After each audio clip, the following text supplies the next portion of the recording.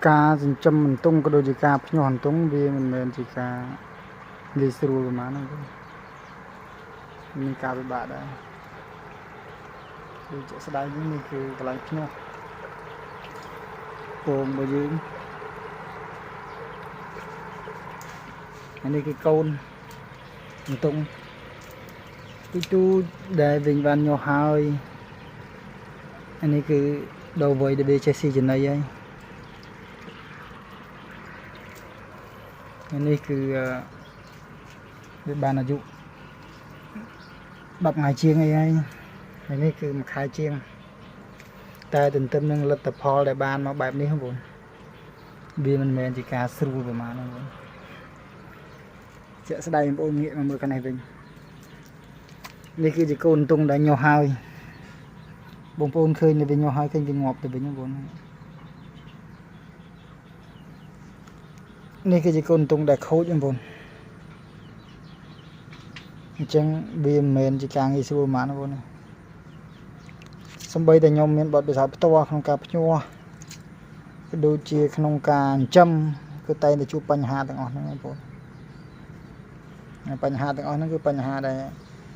mình bánh hà vậy nó cứ bị ngọt vì cả mà hai ta bị ngọt từ mình hồi xưa tha mau bị chạy cái thế bao giờ mà người chẳng mệt vì cúp xong bằng buồn cúp xong nâng ca phải phải bao giờ rồi vì cúp xong nâng chạy cái thế bao giờ phòng đài để xa bị ngọt này để xa ra bị đặt phơi mà buồn đặt phơi tới ở miền Âu Dền chẳng cứ vì ngọt thằng đặt phơi lên pi ngày vậy mà thằng cứ vol vol lên trong đó bật tôi là mong đọc mình đọc giúp bạn phơi ở bên trong miền Pành Hàแบบนั้นเอง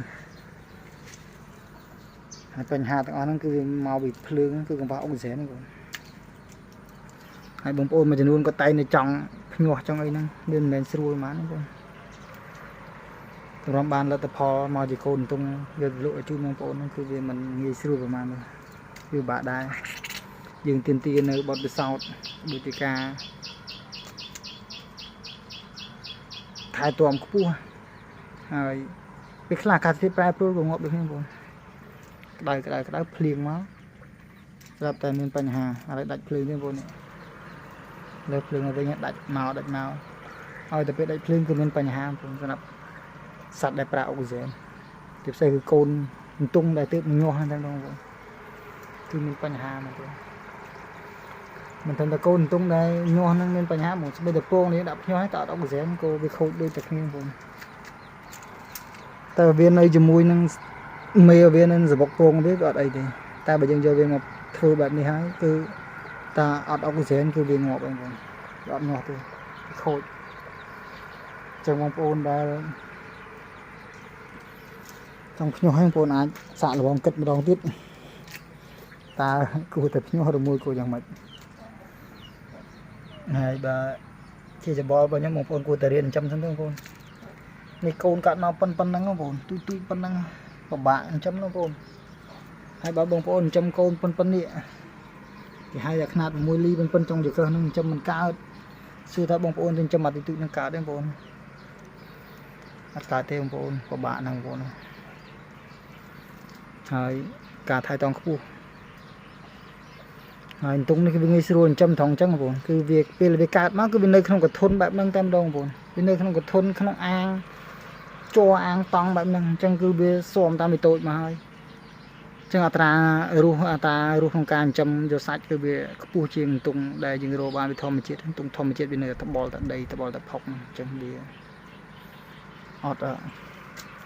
មានអនាម័យល្អធ្វើវាមានឆ្លងរោគឆ្លងអីហ្នឹងបងបាទ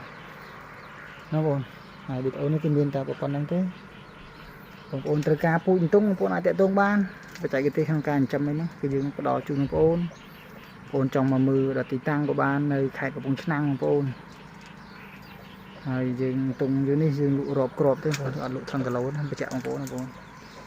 ត្រូវការតាក់ទងតាមលេខទូរស័ព្ទ098 77 24 27ឬ088 42 64